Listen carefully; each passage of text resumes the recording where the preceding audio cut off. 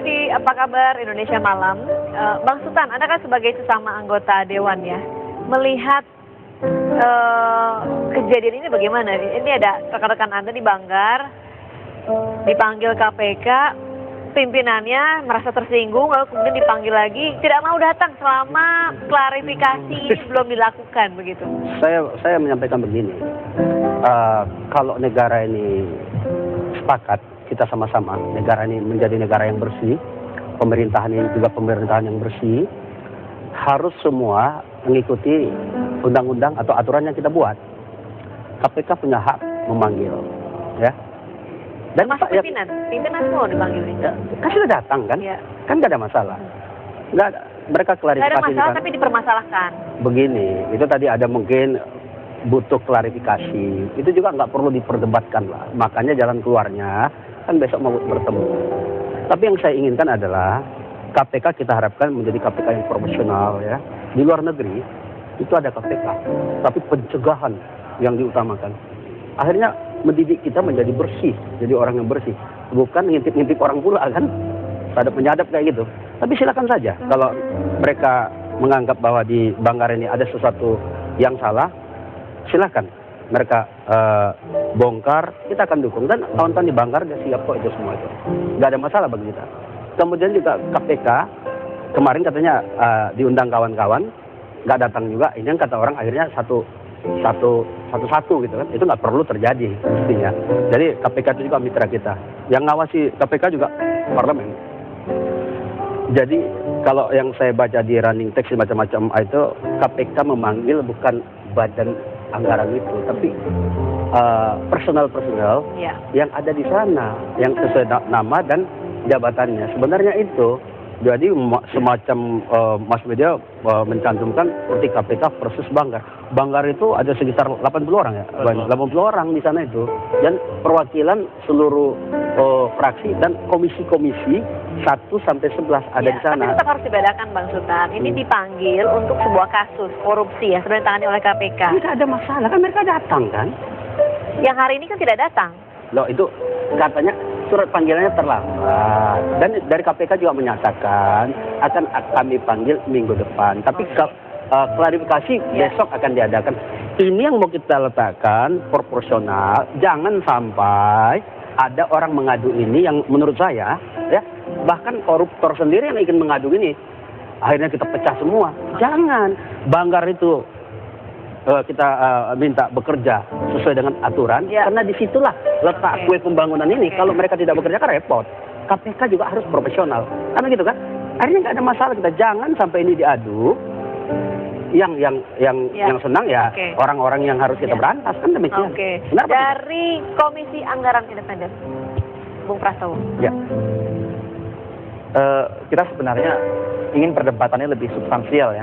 Artinya ke publik juga kita mengharapkan hal-hal yang sifatnya sekunder, lalu di permukaan yang tampak berhadapan-hadapan, ada miskomunikasi semacam ini, sebisa mungkin kita eliminasi, supaya lalu kita fokus pada fungsi dari parlemen itu sendiri apa, fungsi KPK sendiri apa, spesifik lagi fungsi Banggar itu apa sebenarnya, dan anggaran.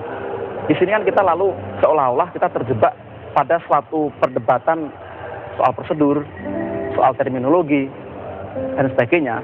Malah sebenarnya mungkin mudah untuk diselesaikan, tinggal dikomunikasikan sebenarnya. Tapi ya kadang-kadang memang yang kita lihat bahwa seperti tadi Bang Sultan katakan, kadang-kadang memang ini perlu juga untuk menjadi konsumsi bagi dinamika publik. Oke, itu tidak masalah, tapi bagi kami sendiri melihat pertikaian dalam tanda kutip ini tidak perlu dilanjutkan. Dan kita masuk ke substansi bagaimana pentingnya kita mengkritisi anggaran itu sendiri supaya dia pro pada kepentingan publik, pada keadilan, pada kesejahteraan rakyat itu. Tapi kalau boleh berkomentar tentang apa yang terjadi sekarang ini, saya kira juga KPK jalankan fungsinya seperti apa yang menjadi kewenangannya, dan pimpinan DPR mungkin juga bisa mengkonsolidasi kira-kira apa yang bisa menjadi satu sikap sehingga proses ini berjalan sesuai dengan koridor gitu. Ini kan kalau tadi saya mendengar dari Pak Satya sebenarnya tidak ada masalah. Persoalannya karena dibesar-besarkan gitu Pak ya. Pak Sultan juga menyampaikan. Tapi kami juga khawatir dari civil society, jangan sampai kepentingan publik yang lebih luas digagalkan atau dikalahkan oleh ini. Kita boleh dong berasumsi atau memiliki semacam sikap yang skeptis terhadap DPR misalnya. Sebelum diserang lebih baik menyerang terlebih dahulu. Itu juga berkembang kan. Lalu KPK barangkali Diserang oleh KPK? ya barangkali kan ini kan prosesnya kan berawal dari tadi yang disampaikan dari kasus di Kemenaker Trans karena ada menyebut salah seorang anggota Badan Anggaran. Sebenarnya kalau kita tidak berlalu tinggal disampaikan saja siapa yang bersangkutan itu. Jadi jangan sampai juga persoalan personal itu lalu digiring pada persoalan institusi. Ya. Di dua pihak lah. Ini saya kira juga KPK juga jangan didelegitimasi atau dikerdilkan gara-gara KPK ingin proaktif. Itu juga sama-sama merugikan bangsa ini, Bang Sultan. Saya setuju. Jadi kita juga ingin sebenarnya dari sejak periode yang lalu ya DPR yang lalu juga ingin sekali supaya KPK ikut masuk ke dalam komisi-komisi untuk membahas anggaran. Itu ada dulu nuansa itu. Kita adakan hearing sama KPK pada saat itu. Semua menyatakan siap KPK datang. Termasuk waktu itu saya. Kita undang ke Komisi 7. Tidak usah pakai prosedur, kita bilang yang penting ada di sana. Cuma satu permintaan saya waktu itu. Jangan KPK duduk di situ ikut ketiduran pula. Jadi hilang kesaktiannya kan. Jadi itu saya bilang, tapi sampai sekarang tuh nggak ada yang datang itu. Sudah ada. Itu kata saya. Ini masih saya koreksi. Ada. Jadi ini terjadi, Pak. Kapan Jadi sekarang ini di setiap kali rapat badan di setiap kali rapat badan anggaran. Maksud saya di komisi. Itu ada. Maksud saya dulu di komisi-komisi, Pak. Di komisi-komisi kan sebelum anggaran di komisi selesai kan mana ada kerjaan orang badan anggaran kan di komisi dulu digodok ya. Betul. Sesuai dengan mitra-mitranya di sana. Itu maksud saya dulu pengen mereka ikut dalam komisi ini. Harusnya begini, harusnya mereka tidak ada masalah. Karena setiap rapat komisi yang menyangkut mengenai RKAKL sama RKP, ya, di mana itu merupakan detail daripada pembahasan teknis masing-masing kementerian dengan partnernya masing-masing, komisi 1 dengan mana, komisi 7 dengan mana, terbuka. Oke. Itu sifatnya terbuka. Jadi justru sekarang permasalahannya kalau sampai misalkan KPK tidak mengirimkan, itu masalah human resources. Mungkin dia sibuk atau mungkin dia tidak ada orang yang dikirim ke sana. Tapi sifat rapat kita terbuka. Di badan anggaran sudah hadir, Pak. Sudah hampir. Saya juga sekretariat juga mengingatkan Bapak ada dari KPK begini-begini, silahkan kita terbuka. Selagi di sini ada Komisi Anggaran Independen ya, pantauan Anda terhadap kinerja dari Banggar selama ini seperti apa? Lalu kalau memang ada masalah seperti yang terjadi saat ini di Kemenaker Trans yang menyeret-nyeret atau menyebut-nyebut begitu ya anggota dari Badan Anggaran, menurut Anda di mana yang ruang-ruang gelap itu yang menjadi celah praktek-praktek seperti ini?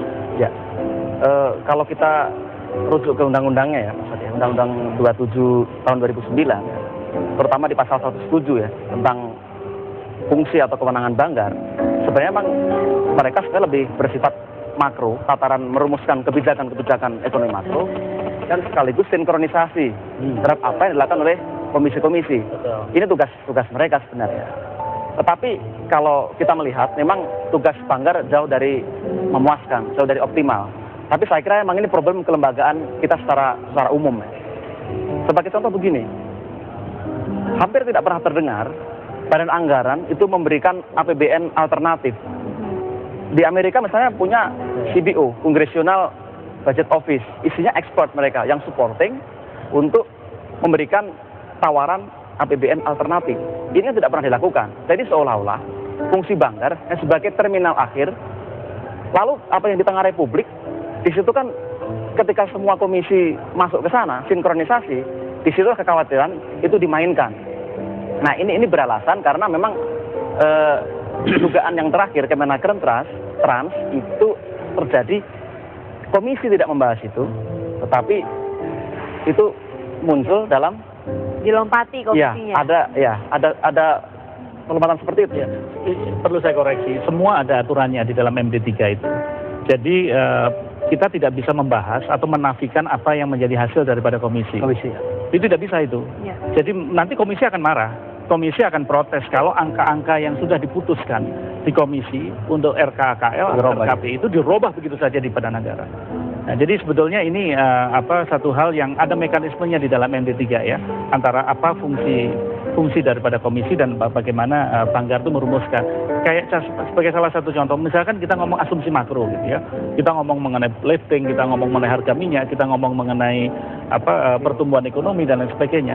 Nah, itu mesti diingat, itu merupakan rujukan dari komisi yang membahas. Oke. Lantas kita bahas Beserta mitra-mitranya ya. beserta mitra-mitranya. Tetapi saya akan komentari mengenai yang budgeting proposal tadi yang seperti Komentarnya boleh alternatif. tahan sebentar Bung Satya karena Oke. kita harus jeda sejenak. Kami akan kembali dengan Apa Kabar Indonesia Malam sesaat lagi.